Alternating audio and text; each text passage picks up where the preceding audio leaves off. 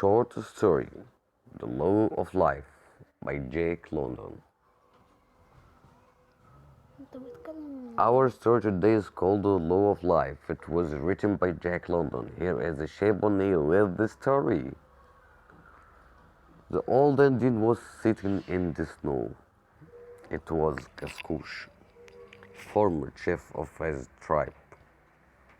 Now, all he could do was sit and listen to the others. His eyes were old. He could not see, but his ears were wide open to every sound. Aha! That was the sound of his daughter, said Kamtuha. She was beating the dogs, trying to make them stand in front of the snow sleds. He was forgotten by her and by the others, too. They had to look for new hunting grounds. The long snowy ride waited. The days of the Northlands were growing short. The tribe could not wait for this. Kaskoosh was dying. The stiff, crackling noises of frozen animal skins told him that the chief's tent was being torn down. The chief was a mighty hunter. He was his son, the son of Kaskoosh. Kaskoosh was being left to die. As the women worked, old Kaskoosh could hear his son's voice drive them to work faster. He listened harder. It was the last time he would hear that voice. A child cried, and a woman sang softly to quiet it. The child was Koti. The old man thought, a sickly child. It would die soon, and they would burn a hole in the frozen ground to bury it. They would cover its small body with stones to keep the wolves away. Well, what of it? A few years, and in the end, death. This waited ever hungry. This had the hungriest stomach of all. Kaskoosh listened to other sounds. He would hear no more. The men trying strong laser move around the lids to hold their belongings. Two. The sharp sounds of laser wipes ordering the dogs to move and bolt the sleds. Listen to the dogs cry, how they hated the work. They were off. Sled after sled moved slowly away into the silence. They had passed out of his life. He must meet his last hour alone. But what was that? The snow baked down hard under someone's shoes. A man stood beside him and placed a hand gently on his old head.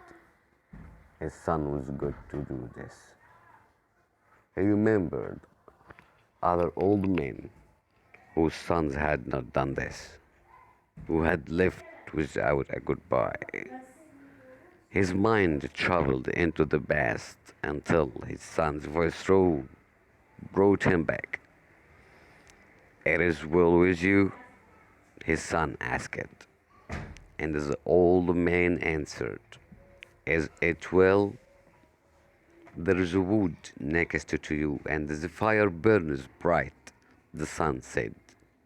"The morning is gray, and the cold is here. It will snow. Even now it is snowing. Ah, even now it is snowing." The tribesmen hurry. Their loads are heavy, and their stomachs flat from little food. The way is long, and they travel fast. I go now. All is well. It is well.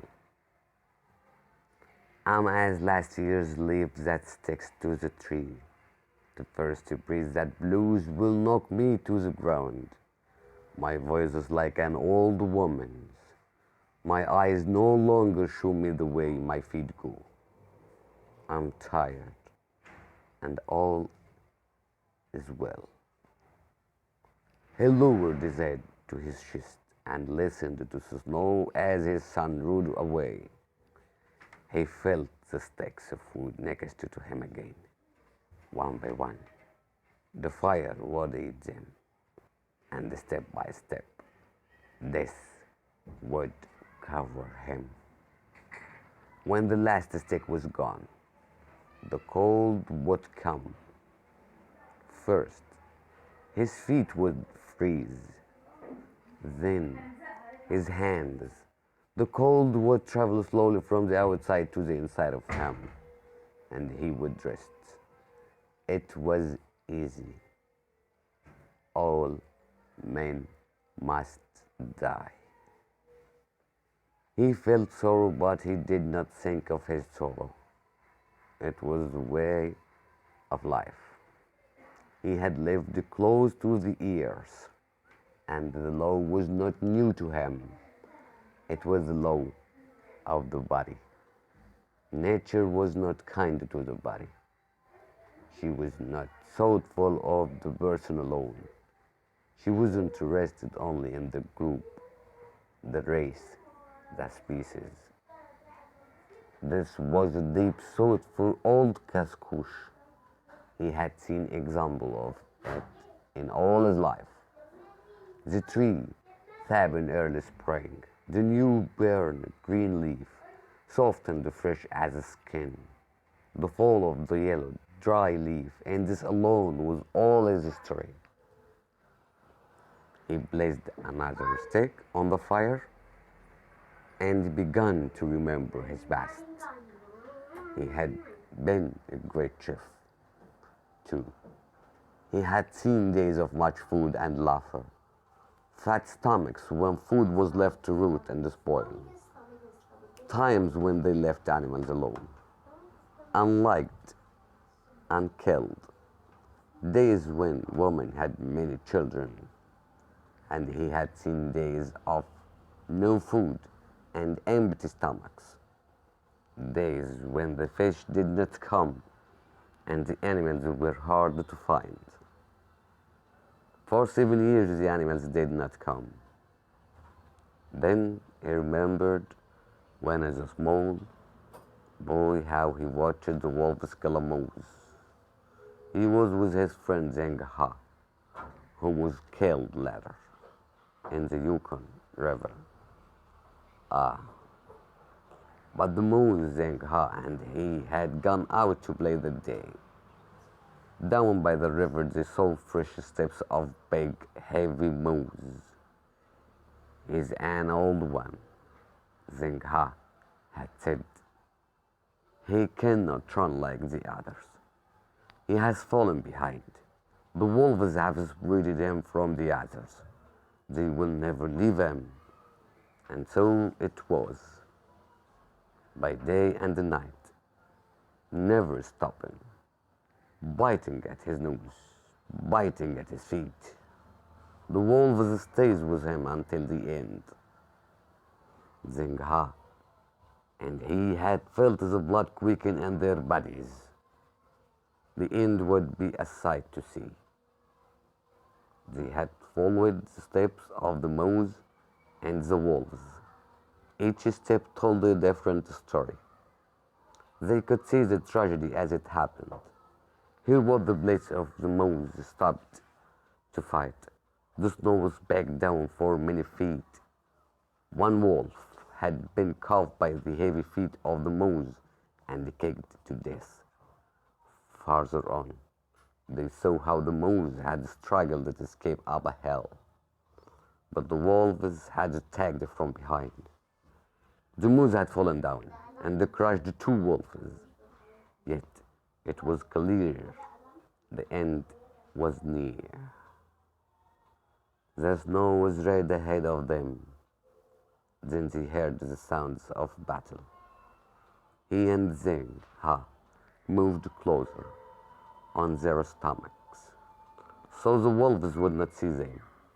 They saw the end. The picture was so strong it had stayed with him all his life. His dull, blind eyes saw the end again as they had in the far off past. For long, his mind saw his past.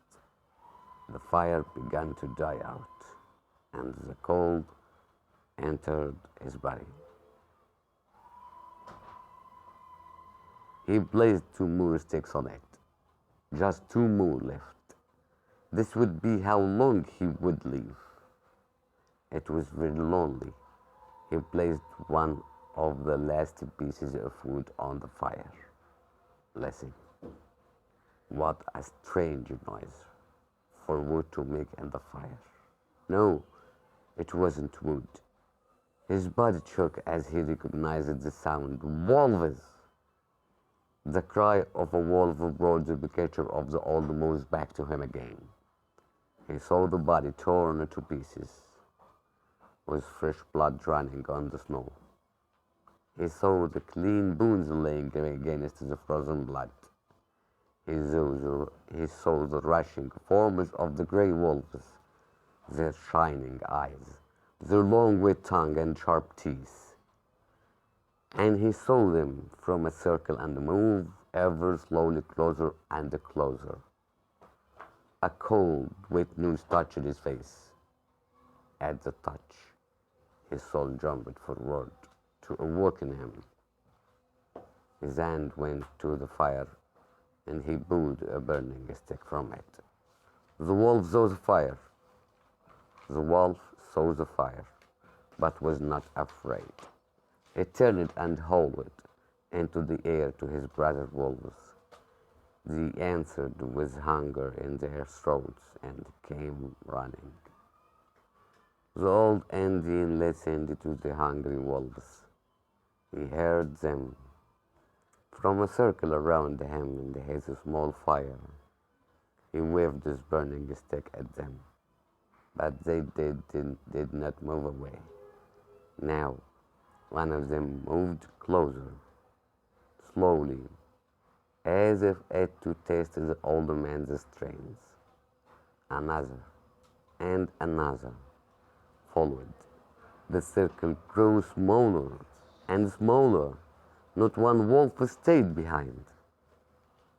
Why should he fight? Why cling to life? And he dropped his stick with the fire on the end of it. It fell in the snow, and the light went out. The circle of wolves moved closer once again. The old Indian saw the picture of the moose as it struggled before the end came. He dropped his head to his knees.